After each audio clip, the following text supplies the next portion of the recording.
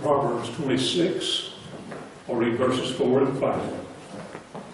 Do not answer a fool according to his folly, lest you also be like him. Answer a fool according to his folly, lest he be wise in his own eyes. For a little while this afternoon, I want to study Dueling Proverbs. Before we go further, please bow with us while we pray.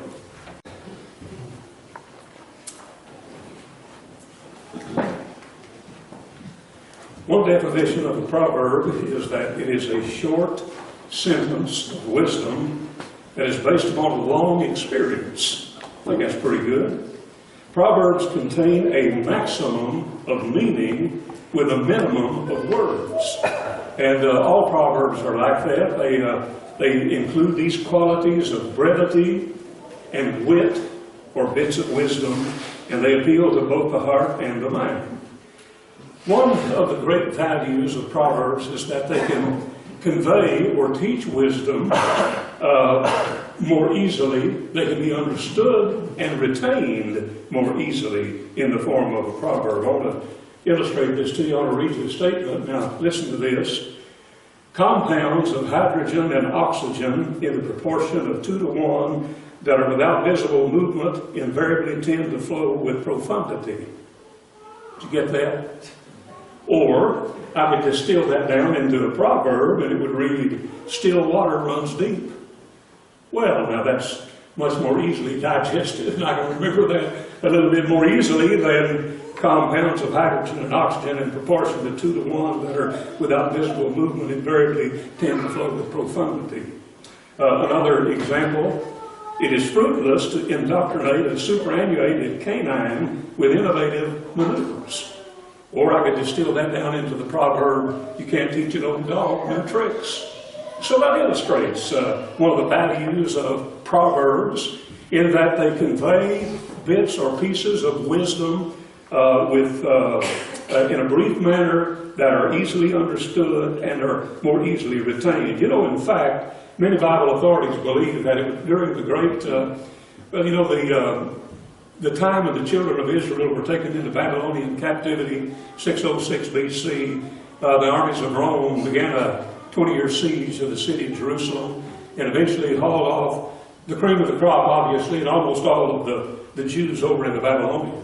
And then subsequently, Babylon was overthrown by Persia. And so they remained in Babylonian and then Persian captivity for 70 years. Well, there was no temple in Persia. And there were no scriptures in Persia. And the way that people taught their children and their grandchildren was by way of oral teaching. And the easiest way to convey the teachings of the law of Moses was to distill those teachings down into proverb form and instruct their children like that. It's believed that that's the way they maintained their religion in this pagan, idolatrous culture for 70 years in Persia. And so you can see the value of, and when I say that they taught their children Proverbs, I'm not talking about the book of Proverbs. I'm talking about the fact that they taught the law of Moses. They distilled those teachings down into proverb form. And so Proverbs have great value because they can convey instructions in wisdom, and it's easily understood and easy to retain. Now, one other characteristic of Proverbs that is crucial to understand is that Proverbs are situational. And one proverb is perfect to instruct in one situation, but it may not apply to a different situation. One proverb doesn't tell the whole story about everything. And for example, you take the proverb, silence is golden. Now that can, depending upon the situation, you know, it can have different meanings. For example, a parent can use the proverb, silence is golden, to command a child to be quiet.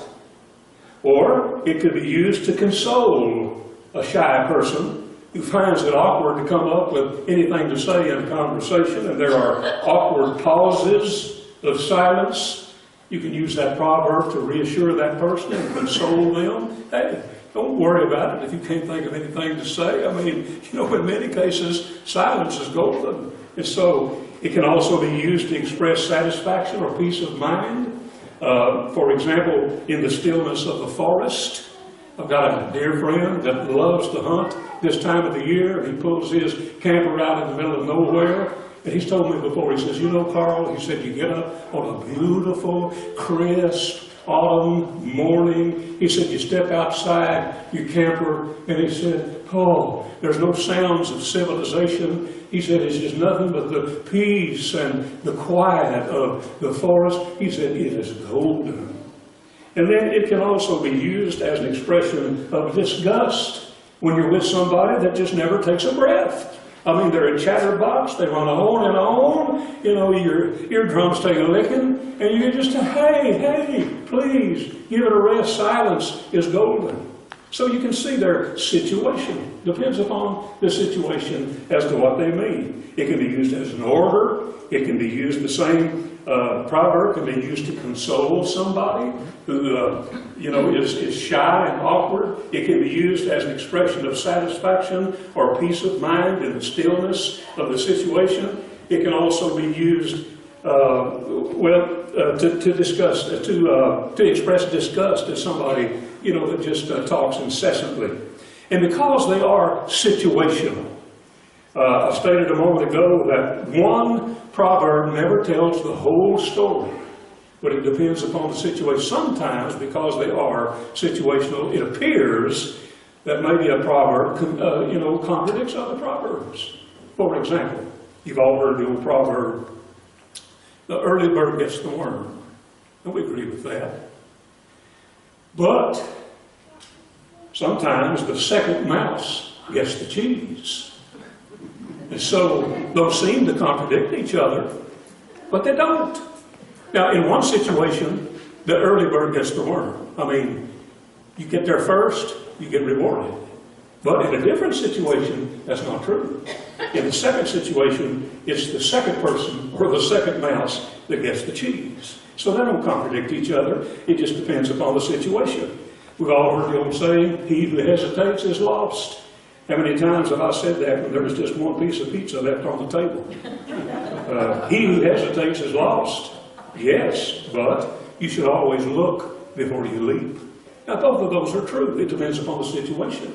I mean, if it's a piece of pizza and it's the last one on the table, the first one, he who hesitates is lost. Don't hesitate. But if you're standing up on the ledge and contemplating jumping off down into a body of water about which you know nothing, you don't know what's beneath the surface, then, it's better to, don't be impulsive. Let's look this thing over here and do some investigation. Let's hesitate under those circumstances. So you see, one proverb is better in this situation, but the other is better in the other situation.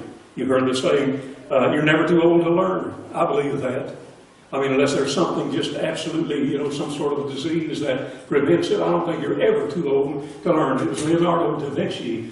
At the age of 85, he said, I try to learn at least one new thing every day. I found a plaque with that statement by da Vinci on it, and I've got a friend in Pennsylvania that turned 85. I gave it to him for his 85th birthday. He put it up on the kitchen wall. Every now and then he'll remind me, Carl, I'm still trying to learn something new every day. And he's 93 now, I believe 92 or 93, and he's an amazing guy. And so you're never too old to learn, and yet, on the other hand, you can't teach no dog new tricks.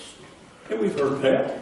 And the truth of the matter is that when people get older, sometimes they have a tendency to think maybe they can't learn, and they don't look to learn, and they're not receptive to teaching and continuing to expand their mind and to improve themselves.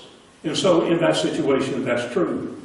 I've heard that the variety is the spice of life, and I believe that. But at the same time, you don't want to change horses in midstream. I believe that too. And so you can see, it depends on the situation. The pen is mightier than the sword, but actions speak louder than words. Silence is golden, but it's the squeaky wheel that gets greased. And if you don't first succeed, try again, but don't worry about beating a dead horse. And so you can see all those proverbs are true, but they're not necessarily true out of their particular situation. And so proverbs are not absolute. One proverb doesn't say it all on any subject, and that's why it is said, he who knows one proverb knows none. You've got to have an understanding to choose the right one that fits the occasion, and the wise are wise because they know how and when to use Proverbs properly. I want to talk about just a couple of these dueling Proverbs for the remainder of our brief study this afternoon. And one that I want to mention is found here in Proverbs 26, verses 4 and 5. Do not answer a fool according to his folly, lest you also be like him. Answer a fool according to his folly, lest he be wise in your own eyes. Now, this idea of according to his folly in verse 5, it means the idea is it's a fool is someone who's full of hot air, someone who's lacking in substance, and so if you answer him according to his folly, it's like you're getting down on that person's level. It's being foolish yourself. It describes someone who is morally perverted and stubborn and unreasonable. And it seems like these statements go in opposite directions. One says, do not answer a fool according to his folly. And in the very next verse it says, answer a fool according to his folly. They seem to go in opposite directions again, but really they don't. And it depends again upon the situation. Burton Kaufman says in his commentary that it should be governed by the circumstances. Sometimes the answer is one way. On other occasions, it's a different way. In other words, sometimes it's appropriate to answer a fool, and sometimes it's not. This phrase now, I started to mention according to his folly, it means to avoid the temptation to stoop to that person's level. You don't want to use his methods, lest you also be like him. One writer said that the fool tries to drag us down. The fool is exasperating. He's looking for trouble. He tries to, he spouts off and tries to cause us to lose our temper. And if we do, we allow him to get the best of us, and we're lower to his level. Well, there are several occasions when Jesus refused to answer fools according to their folly. In Mark the 11th chapter, you remember in the temple, he was confronted by the Sadducees and the Pharisees, and they questioned him about his authority after he had cleansed the temple. And they asked him where he got it and what it was. And he said, I'm not going to answer you. And he didn't. And he had a good reason for not answering them. In Luke the 23rd chapter, again, verses 8 and 9, he refused to answer Herod Antipas when he was brought before him in Jerusalem just before he was crucified. In Matthew 7 and verse 6, Jesus says that if you try to reason with a fool, he said, it's like casting pearls before swine. And Paul, in 2 Timothy 2 and verse 23, in Titus 3 and verse 9, Paul tells both Timothy and Titus to avoid foolish questions, knowing that they do gender strifes. But if a fool is never answered under any circumstances, he might conclude that his questions and his arguments can't be answered. And he might become wise in his own eyes. And so, while it's generally pointless to try to reason with a fool, there are occasions when we should respond to the fool according to his folly, in other words, on his own level, using his own flawed logic to put him in his place, so you can see just how silly and foolish he really sounds. Years ago, I can remember that it was not an uncommon thing for, especially during a gospel meeting, to put a question box in the building. Before we built the church building in Ada, at 8th and Oak, 50-some-odd years ago, I don't remember how long, 60, 70 years ago, we met on 6th Street. And I remember we had a tent meeting on 8th and Oak where we were getting ready to build a new church building. And called Paul Nicholson there to hold us a mission meeting, and the brethren decided they wanted to put an answer box up. And they set this box up, and you could write a question box, and put it in there. And then Paul would get up before services or after services, and he'd pull questions out of the question box, and he'd read the question, and then he'd answer them. I remember one fellow said that he was at a place like that, and he said, preacher got up, he was ready for questions, and to answer them, and he opened up the box, and he reached in and pulled out the question. And the very first question was, when did Job's turkey die? Well, the place just exploded with laughter.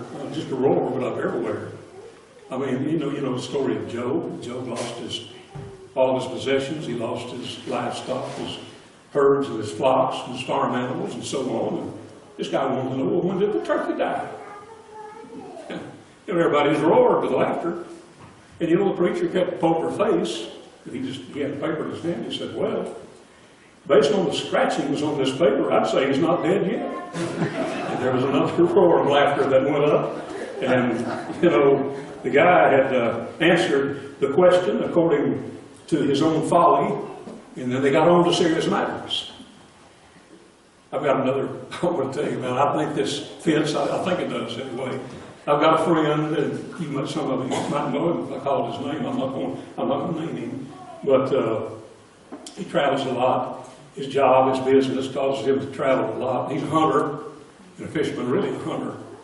And he was making a trip somewhere. I think it was a business trip, honestly. He has to fly, and he was in the airport, and he had his bag with him. And he had some ammunition, had some shells, rifle shells. I'm not sure what kind they were. As a man, he might have had dynamite, I don't know. But this guy, he had the shells, I know that, had some ammunition in his bag.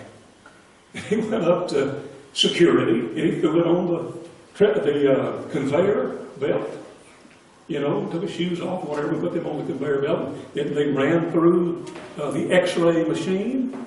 And he said he was the only guy there. He was the only one there. And this guy looking through the X-ray machine and one down here, to get you started through security. And he said that when that bag rolled under X-ray, that guy stopped it immediately. And he looked up and he said, "Is this yours?" And this guy said, he looked around and said, "Well, yes, genius." And the guy didn't say anything. He just turned around and picked up the telephone. And in a moment, he hung the phone up. And I mean, security came out of the woodwork. People came out armed to the teeth and come running toward him. And he looked around. And he looked at that guy and he says, "Are they coming after me?" And he said, "Well, yeah, genius." So, he answered him according to his folly. The point was made. I love that. So there are occasions, they don't contradict each other, but there are occasions when it's better, just don't argue with them, don't fool with them. I mean, it's not going to do any good. But then there are other occasions where if you don't say something and answer them according to their folly, then they get thinking, well, hey, nobody can answer this. And so sometimes you do need to answer them according to their folly, just so they can see how stupid they really are, or sound. Well, now, there's another one that I want to mention here, just real quickly, and this is in Proverbs 22 and verse 6. Solomon says, "Train up a child in the way he should go, and when he is old, he will not depart from it." Now, obviously, to train up a child, it means to guide the child, and that includes discipline and instruction and encouragement. And they should be trained up in the way they should go. And that is the way there, of course, is the Lord's way. Put them in the right path. Train them up with instruction, with discipline, with encouragement, and so on the right path, the way they should go. But then this second statement here in this proverb is one that's pretty troublesome on many occasions. "And when he is old, he will not depart from it." Now, I have encountered folks that believe that what that is, that's an absolute guarantee. That it is universal, that it is irrevocable, it's absolute, that if you give them proper training, that they absolutely will not become unfaithful or stray from the truth. And that if they are not faithful, if they fail to remain faithful, it's always the fault of the parents. It's always the parents' fault. But now, you want to keep in mind that this is a proverb.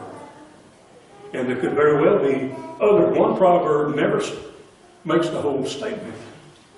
And there are other proverbs that point out that while it is absolutely imperative that we train our children, there are other proverbs that point out that at some point in that child's life, however, that child has the freedom to decide whether they want to follow that training or not. And I'll tell you, the book of Proverbs is filled with statements about children who chose to reject their parents' wisdom and discipline.